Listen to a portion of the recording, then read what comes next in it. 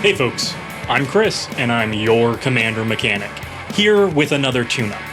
But before we get started, I wanted to remind everybody that we're now officially affiliated with our Canadian retailer of choice, Harry Tarantula. If you want to help support the channel by picking up singles or sealed product, head on over and use the promo code CMDR Space Mechanic at checkout. Now let's see what's in the workshop today. Viewer DJ Purser writes, "Hello! Just recently found the channel and I already love your content, especially the tune-up series.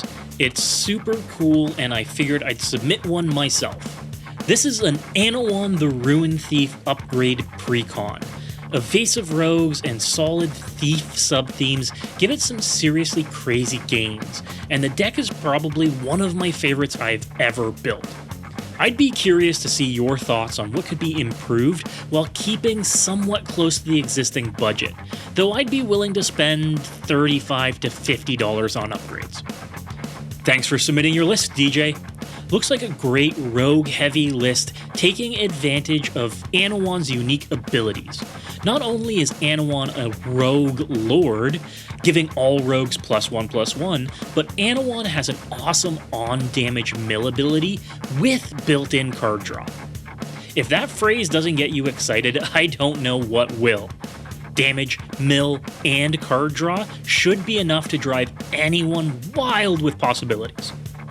Now, of course, Anowon is going to want us to be very heavy on rogues, but apart from that, we can lean into draw synergies, mill, or thematic choices. Let's take a look at the current list. Right now, we've got some real hits in here, both in terms of good cards and cards that trigger on combat damage. Bident of Thassa and Reconnaissance Mission both provide card draw resources without Anowon around, drawing you a card whenever a creature you control connects with a player. These are big advantage engines. Merfolk Windrobber, Fallen Shinobi, and Whisper Steel Dagger all really up the mill and steal aspects too, letting you cast cards from your opponent's libraries or graveyards. And on the combat damage plan, you have backup ways to pump your tiny army with Stink Drinker Bandit, which can turn creatures like Triton Shorestalker into a 3/2 unblockable creature for just 1 mana. Una's Blackguard not only makes your rogues enter with a +1/+1 counter, but also helps ensure that your opponents have fewer resources in hand to set you back. And Soaring Thought Thief makes your rogues bigger and helps mill more cards. Being a flyer with flash helps in a big way, and starting as a 1/3 for 2 mana is everything you could really want. Thieves Guild Enforcer helps your mill strategy, getting you mill triggers for each opponent whenever a rogue enters the battlefield under your control. And one of my favorites, Sir Conrad, is, in most instances, a win con in a deck that can mill to the magnitude you can. Very helpful in the instance that you can't mill an opponent out entirely. With this being said, there are some ways we can align our goals here. It's clear that part of the deck wants to be rogue tribal and mill themed, and the other part of the deck wants to be control, reanimation, and steal. Unfortunately, these two parts don't really overlap, and that means when you're on the rogue/mill plan, there's a good chance you're going to draw parts of the deck that don't move in the same direction. Or late game, you may have lost all of your rogues and you want to start taking your opponent's stuff, but you end up drawing 1/1 rogues that really aren't going to help. So we want more options that check both boxes, helpful on the mill plan and helpful on the steal plan. Mentioned before, but Fallen Shinobi is great here. Nets you card advantage, uses your small rogues, and takes threats away from opponents.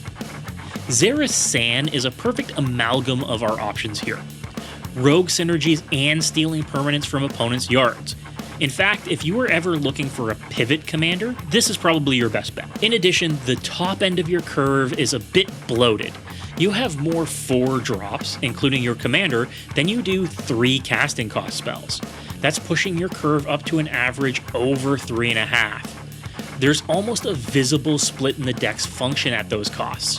Everything under 4 is rogue tribal, and everything over 4 is theft related. So essentially, we're dealing with 2 decks. Let's work on that. In the end, we want to do a bit of everything, but keep it efficient and synergistic. We want on-damage triggers and mill, so a card like Trepanation Blade fits perfectly in the strategy. Equip it to a small evasive rogue, and now you're milling for 4 to 6 cards a turn, even without Anowon out. Shadow Stinger helps your mill strategies while also being able to pivot to being a defensive Death Touch blocker later in the game. That's the level of versatility we really want. And if you want to be able to reanimate your opponent's creatures, then Animate Dead is a better option than Beacon of Unrest. 5 mana to pull something out of the yard is a lot, and later in the game you'll get more you'll want using 2 mana than you will using 5 mana. You'll still be able to activate abilities and equip creatures too. Creatures like Sepulchro Primordial are 7 mana for a big payoff, but your game plan is already way underway by that point. Reanimating something at 7 mana is as likely to set you back as it is to get you ahead. Let's try and keep those theft effects either reusable, like with Geth, Lord of the Vault, or fitting lower in the mana curve. If we're looking to use spells to this effect, I'd recommend Desertion and Sudden Substitution. These are 2 counter spells that double up by stealing an opponent's resources. Grabbing something from the graveyard is great, but making your opponent spend mana to cast them, then stealing it? That's value on top of value. Soul Ransom and Legacy's Allure are both efficient ways to gain control of permanents too, with added benefit of coming down earlier, acting as draw and removal, but only hitting permanents in play. Since you're milling cards away, let's not be concerned with pulling them back. Let's be more concerned with removing threats in play. This allows us to be both proactive and reactive at the same time, removing blockers and swinging in for those sweet on-damage triggers. On the mill plan, let's ensure cards in graveyards aren't resources for our opponents. Including Bojuka Bog can stop one opponent from accessing the cards that we've milled, but there's also Ashiok Dreamrender.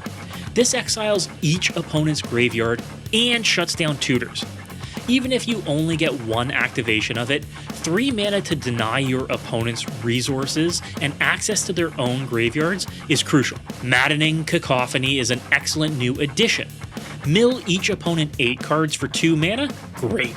Mill each opponent half their library? Spectacular. Expect this to be a new staple of mill decks.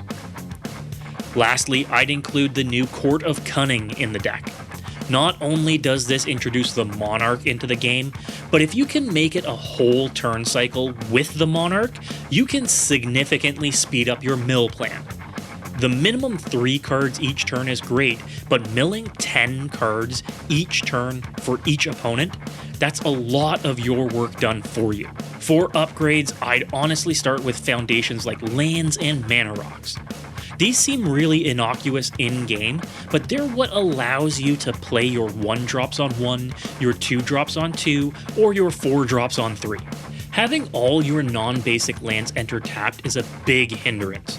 Even adding alternatives like Sunken Hollow can be a big improvement, but Drowned Catacombs or Watery Grave can help smooth things out a lot.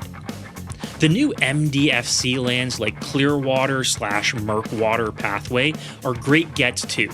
Anything that can ensure you can play a 1 drop on 1 and a 2 drop on 2. Mana rocks like Commander Sphere and Dimir Kirun also block the important path to casting your commander on turn 3 that you can only get with 2 mana rocks like Arcane Signet, Dimir Signet, or Prismatic Lens. Finding room in the budget for a Talisman of Dominance can certainly help, though the original talismans are sorely needing a reprint soon. Lastly, a pair of new rogues were released recently that represent big gains to power level. Opposition Agent, which is only really powerful in a meta with excessive tutoring, and Sakashima of 1,000 Faces. The power of having a second copy of Anowon is downright scary. Double the power toughness boost, double the mill, and double the chance at card draw. Not to be overlooked. So we've made a few changes to remove the very high end of the deck. Some of the nice to have 7+ casting cost cards that were really overkill and went in a direction opposite to what we wanted to do. While reanimating milled or discarded targets is along the same vein, it really ended up putting a hamper on our consistency. That's not to say that aspect of the deck isn't gone. No, not at all. We've just changed our theft options to stealing from in play or on the stack. This way we can be nefarious and steal from our opponent's remaining resources after they've spent resources on them. And I wanted to take a moment and discuss this deck's curve, averaging a little over 3. This is actually deceiving. With alternate casting costs like Prowl, the deck's curve is consistently lower than projected.